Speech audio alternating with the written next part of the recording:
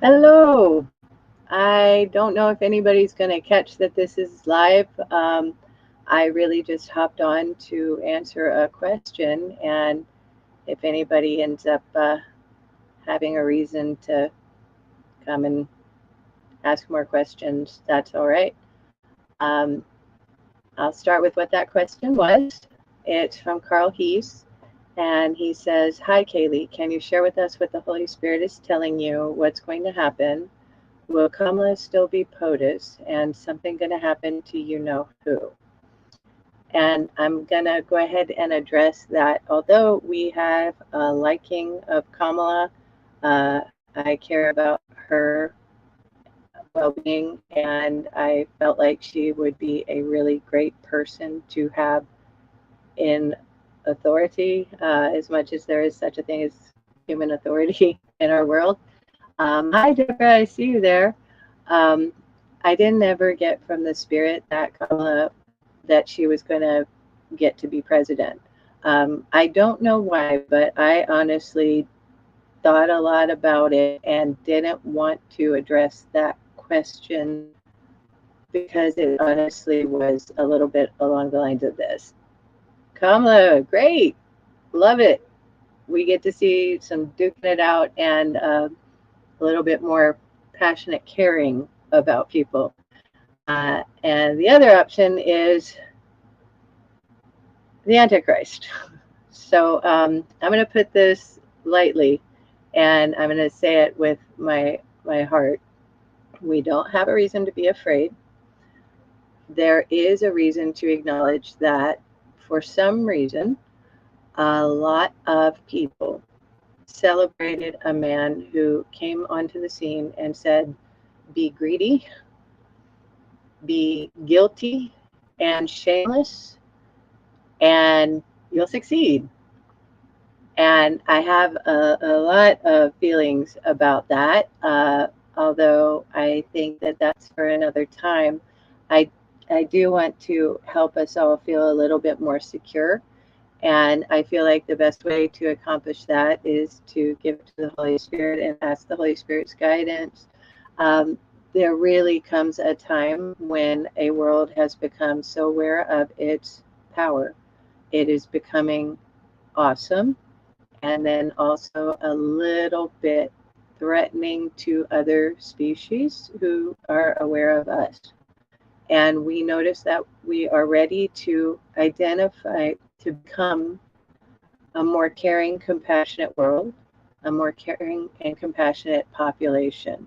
In order to become such, we need some help identifying where greed and corruption has gotten rooted in our world.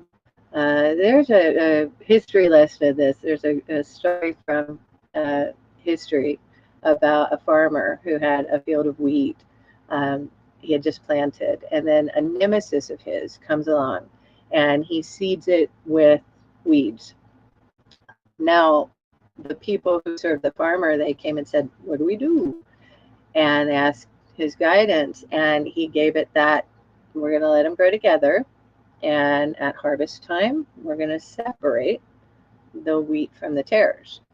And I feel as though it is a good idea to remember that this came from the Holy Spirit. It was given in the Bible, and it's through the Holy Spirit that a great amount of the stories from the Bible arrive to us.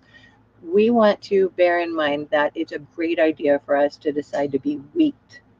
I want to be wheat. I want to be wholesome and good for you. And I want to be where I am nourishing and nurturing. I want to be something desirable to the person in charge. And who gets to be in charge is, blessedly enough, the creator. We are at a place and time. I'll let it just be like this. Let's choose to be wheat. Let's acknowledge that we get to care about people in a really noticeably clear way now. It is as simple as this. There are some people in this country and very maybe beyond that are going to get oppressed. They have been oppressed and they were finally coming out of it. Finally coming out of it. a little at a time. And then now we've got this person who was celebrated and elevated for being ghastly, who is going to have a lot of influence about how such people are treated. So we have an opportunity to be kind and caring and to celebrate diversity and love. And I thank you for recognizing that. To acknowledge the Holy Spirit is a really, really great idea when we're feeling concerned or scared or afraid in any way. If we thank the Holy Spirit, we're going to get a lot of help and a lot of counsel for how to get through things. We don't have to be afraid. We do want to remember that we were given incredibly valuable guidance from God in the flesh, who came and said, love the Creator with all your mind and all your heart and all your soul and all your will, and love your neighbor as yourself. And he was asked, I think I'll go on and on and on if I start getting into all of that. I'll just remind us that our neighbor could be a stranger. It's who we really notice could use a hand. And when we do something like that, we're getting a really good way about us, and it's going to help us out a lot. So this is a great time, an ideal time to give kindness and compassion and care anywhere we can. Notice that it is hard, but those who celebrated this man and flocked to his cause, they cared wrongly, but they don't know that. There's a reason to acknowledge something referred to as the strong delusion. This is sent to the people who will follow, who become aware of the Antichrist like he's a good guy. Um, the only way they can follow this man is to not be able to see what he really is. So we care even for them and that they know not what they're doing. And we hope that we can do the best we can to remain wheat, be wheat. And I thank you, Carl, for your question. I gather that we don't really have a reason to hang around and see if anyone shows up for questions right now. But I like that we have a reason to be anticipating. The story is going to get really beautiful after a while. We have some cause to notice that this is about separating the wheat from the tares, and it is a, a blessed event when the harvest comes. So enjoy being ready to be wheat, and thank you all. Be the change you want to see. I see you there, CJ. Be the change you want to see. Um, yes, more than ever. And you know what? He could go on and become aware of himself in a new way. I don't like to rule out any nice possibility. It's not entirely out of the realm of possibility that some Christian feeling could emerge, even in such as Donald, as that man. However, I don't know why I still kind of feel like he's just such a great candidate for the Antichrist. He's just such a great candidate. One of his favorite things to do is to get his followers marking their forehead with his signature, which is one of the weirder points they talk in the book of Revelation.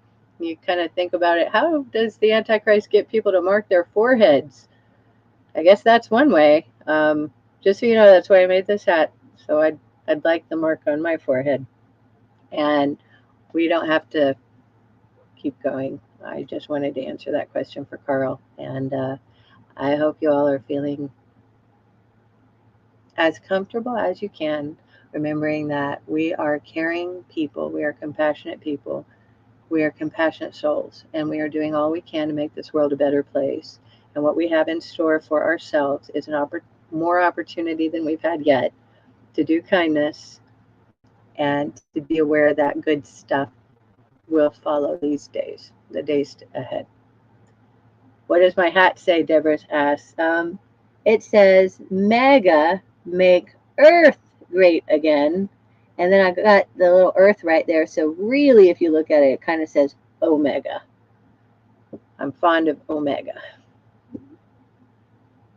I can show you guys where to find these if you want them, but we'll think about all this stuff another day. Today is a day. I think a lot of people are raw. I think a lot of people are disillusioned and afraid. It's a bizarre feeling to wake up and relinquish the comforting notion that we're gonna overcome this guy through democracy. I mean, we thought we were about to. We really thought, all right, this great experiment of democracy, it's about to do it. It's gonna kick this guy out of here. And I mean, it already did once. It did great, but we got to give this one to the creator. I think the creator blesses us with noticing that it helps a lot to relinquish our own personal authority in the places that we don't know what to do, and where we do know how much we can accomplish, what good we can do it. And in the meanwhile, celebrate diversity, equity, inclusion, care as much as your heart allows, and do all you can to remain wheat or become wheat. And I can't think of much more to say except for a whole lot, but maybe that's for another time. Bless you all. I thank the Holy Spirit for guiding me. I think all I really wanted to say was, Carl, don't be afraid. It's okay. We don't have to care a whole lot about this. Believe it or not, presumably, this man is going to become president. And if he does, we're going to notice it a little bit less than you think you will. Just kind of observe it like he's not all that. Don't be too aware of it. Love you too, Deborah. Have a great day, everyone. Have a blessed day.